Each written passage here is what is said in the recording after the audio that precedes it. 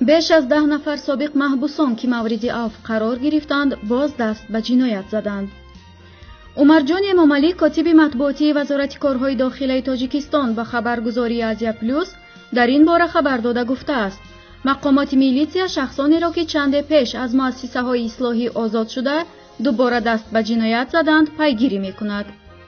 در همین حال از شعبه کارهای داخلی ناحیه وخش خبر دادند ساکن 38 ساله ناحیه رمضان سلیمов الکی در روز دوم آزادیش به جنایت دست زده بازداشت شده است و تفتیش این حادثه ادامه دارد.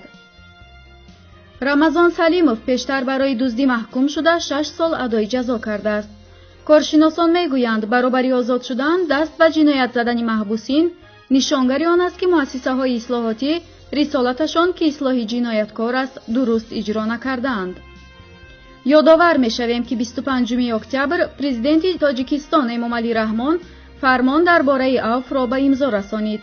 این عفو در حالت تطبیق شدن نسبت بیش از 20,000 نفر است.